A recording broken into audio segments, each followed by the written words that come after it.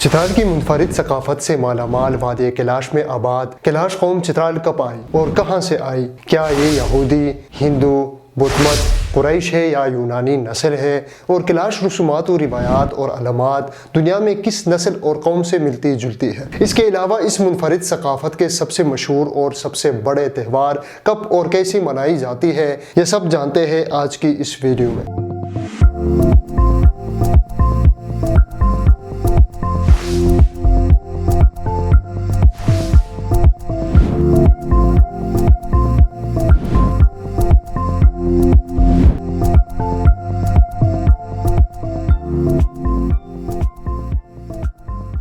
पाकिस्तान के सूबा खैबर पख्तूनख्वा के ज़िला लवर चित्राल में वाक़े 3 वादियों रुम्बोर, बेरीर और बुम्बुरत में कैलाश कबीला आबाद है। इन 3 वादियों को मिलाकर वादी कैलाश का नाम दिया गया है। अपनी मुनफरिद सकाफत, कदीम रिवायात और रंगारंग त्यौहारों की वजह से वादी कैलाश दुनिया भर में मशहूर है। कैलाश कौम की तारीख की अगर बात की जाए तो उनके कदीम गीत लोली के मुताबिक एक कैलाश सरदार शालिक शाह ने चित्राल पर हमला करके कब्जा किया था और 10वीं सदी में जनूबी चित्राल में उनकी हुकूमत अफगानिस्तान के सूबे आसमार तक फैली हुई थी। 1320 में रईसुल ने जब अपर चित्राल पर कब्जा कर दिया तो उस वक्त लोअर चित्राल में बलसिंह नाम के एक कैलाश हुक्मरान था। अपर चित्राल में मुस्तहकम होने के बाद रईसुल ने लोअर चित्राल पर भी हमला आवर हुए और कैलाश हुक्मरान को कत्ल करके जनूबी चित्राल पर भी कब्जा कर दिया। इन इलाकों को उस वक्त मशरकी अफगानिस्तान समेत काफिरिस्तान भी कहा जाता था। कुछ कैलाश अपने आप को अफगानिस्तान के कदीम बाशिंदे कहते हैं और कुछ अपने आप को यूनानी सिकंदर आजम की कौम कहते हैं। लेकिन तारीख चित्राल के मुताबिक सिकंदर आजम खुद कभी भी चित्राल नहीं आया था, मगर उसकी फौज का एक जनरल शलक शाह ने इन वादियों पर कब्जा किया था और जनूबी चित्राल में उसकी हुकूमत भी कायम हुई थी। तो इस रिवायात के मुताबिक कहते हैं कि कैलाश सिकंदर आजम की कौम है। लेकिन दूसरी तरफ आर्कियोलॉजिस्ट इस दावे को नहीं मानते और उनकी रिसर्च के मुताबिक कैलाश कौम 7000 सालों से इन वादियों में आबाद है। जहां तक कैलाश कौम की बात है, वो भी अपने आप को किसी एक जगह या एक कौम से मंसूब नहीं करते हैं। उनमें से कुछ ये भी कहते हैं कि हम सियाम से आए हुए हैं। सियाम के हवाले से एक राय ये भी है कि सिकंदर आजम के दौरे हुकूमत में शाम एक तरक्की याफ्ता मुल्क था और हो सकता है कि सिकंदर की फौज में से इन वादियों में रह जाने वालों का ताल्लुक शाम से हो और यही शाम वक्त के साथ बदलकर सियाम बन गया हो। और ये भी कहा जाता है कि थाईलैंड का पुराना नाम भी सियाम था। बहरहाल अब ये सियाम कहाँ है, ये किसी शहर या मुल्क का नाम था या है, उसकी हकीकत अभी तक किसी को मालूम नहीं है। उनकी कैलाशा जुबान में हिंदी और संस्कृत के बहुत से अल्फाज मिलते हैं और यूनानी नस्ल होने की एक सबूत कैलाशा जुबान में और यूनानी जुबान में कई मिलते जुलते अल्फाज हैं। जैसे कि कैलाशी जुबान में इधर आओ के लिए अलेला बोला जाता है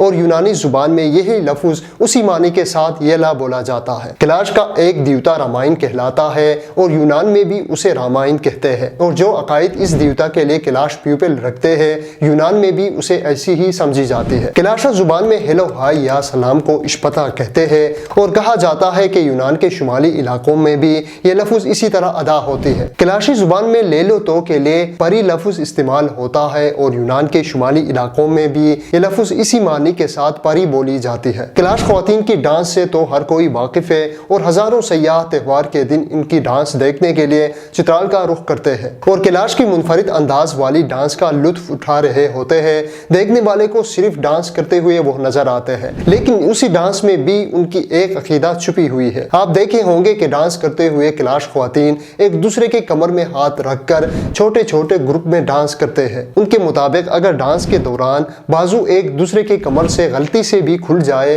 तो उसको बदशगुनी से ताबीर करते हैं। इसी तरह यूनान के शुमाली इलाकों में भी डांस के दौरान बाजू खुलने की अमल को इसी तरह समझी जाती है और जो कमीज कैलाश ख्वातीन पहनती है यही कमीज उसी गुलकारी के साथ यूनान के शुमाली इलाकों में पहनी जाती है। इनके अलावा सूरज, देवता, फूल और सितारा सिकंदर आजम के मजहबी अलामात थे। इन अलामात का मतलब बरतरी, उरूज, बहादुरी और खुशबख्ती से लिया जाता था। यही अलामात सदियों से उन्हीं तसव्वुरात के साथ वादी कैलाश में घरों के दरवाज़ों, घर के अंदरूनी सुतूनों और मजहबी घर के दरवाज़ों समेत अंदर के सुतूनों में बनाए जाते हैं। इन सारे अलामात से साफ जाहिर होता है कि कैलाश कौम की यूनानी नस्ल होने की दावे किसी हद तक दुरुस्त साबित ثابت ہوتی ہے، اور یہ بھی سچ ہے کہ سارے کیلاش ایک ہی جگہ سے نہیں آئے ہیں، کیونکہ اس حوالے سے ہزاروں کتابیں لکھی جا چکی ہے، لیکن ابھی تک کسی نے یہ ثابت نہیں کیا ہے کہ وہ آخر کہاں سے آ کر ان وادیوں میں آباد ہوئے تھے، کیونکہ کیلاش قوم کی اپنی کوئی تاریخ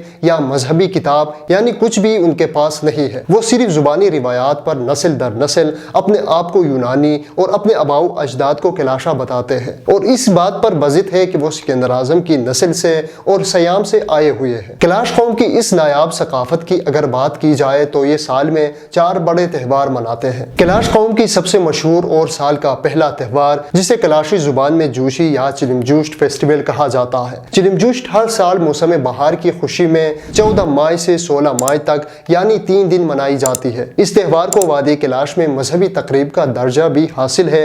اس تقریب کا آغاز باقاعدہ طور پر سب کو دودھ پلا کر کیا جاتا ہے، اور اس رسم کے بعد تمام مرد و زن ایک مخصوص میدان میں جمع ہوتے ہیں، جہاں کیلاش خواتین اپنی روایتی ڈریسز، سر پر دمدار ٹوپی، گلے میں خوبصورت رومال اور موتیوں کے ہار پہن کر ڈھول کی تاپ پر اپنی منفرد انداز میں ناچتی اور گاتی ہے۔ کیلاش مرد بھی چترالی ٹوپی پہن کر اس کے اوپر پرندوں کے سرخ و سفید پر لگا کر سیٹیاں بجاتے ہوئے وادی میں آنے والے سیاحوں کے ساتھ ارد گرد جمع ہو کر یہ منظر دیکھتے ہیں۔ چلمجوشت کا آخری دن نہایت اہم ہوتا ہے۔ اسی دن کیلاش خواتین چاہے کسی بھی عمر کی ہو پھر سے اس مخصوص میدان میں جمع ہو کر ناچنا اور گانا شروع کر دیتی ہے۔ تو اسی دوران ان کے مذہبی پیشوا ہاتھوں میں درختوں کے سبز شاخ اٹھائے ہوئے اس میدان کی طرف آتے ہیں، اور آخر میں اس میدان میں محبت کا سرعام اظہار بھی کیا جاتا ہے، یعنی لڑکا لڑکی ایک دوسرے کو پسند کر کے شادی کا اعلان کرتے ہیں، کیونکہ کیلاشی مذہب کیلاش خاتون کو اپنی مرضی کے مطابق شوہر چننے کی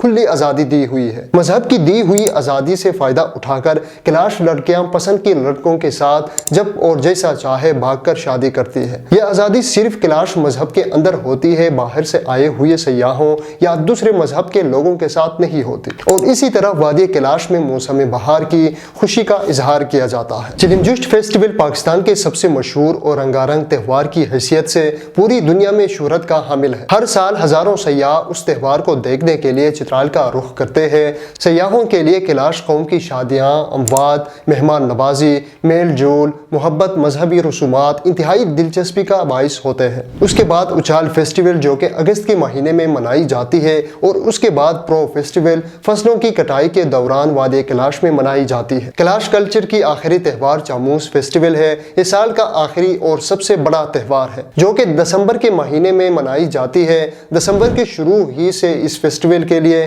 بڑی تعداد میں خوراک، گوشت اور دیسی شراب کا بھرپور اہتمام کیا جاتا ہے، اور اس تہوار میں اعمال کو تولا جاتا ہے، یعنی گزرے ہوئے سال کی خطاؤں کی معافی اور نئے سال میں ایسے خطاؤں سے بچنے کی تدبیر کی جاتی ہے۔ قدرتی آفات، خوشی اور غم کے اسباب، مذہب سے محبت اور جذبہ، کیلاش پیپل میں اسلام قبول کرنے والوں کی تعداد کتنا رہا اور کیلاش مذہب چھوڑنے کی وجوہات کیا رہی، بارش سے فائدہ اور نقصان کتنا ہوا، یعنی ان سب کی احتساب اسی چاموس فیسٹیول میں کی جاتی ہے۔ کیلاش کلچر میں موسم جو بھی ہو، تہوار جیسا بھی ہو، دیسی شراب پینے پر کوئی پابندی نہیں ہوتی، کوئی رکاوٹ نہیں ہوتی، اور شراب کی کمی بھی نہیں ہوتی۔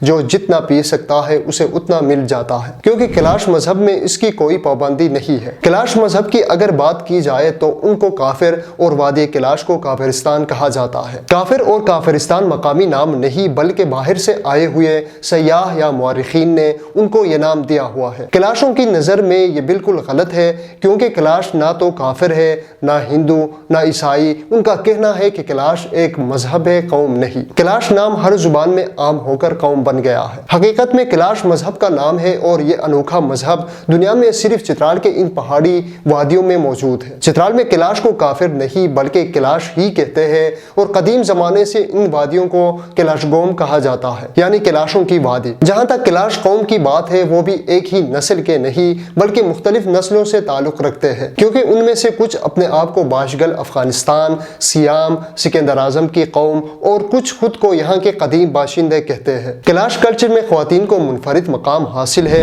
گھر کے تمام فیصلے خواتین کرتی ہے۔ گھر بار، مویشیوں کی دیکھ بھال، کاشتکاری، یعنی ہر قسم کا حساب کتاب سب خواتین کی ہی ذمہ داری ہوتی ہے، اور کیلاش خواتین ہی وادی کیلاش کی ثقافت اور تہذیب کی پہچان ہے۔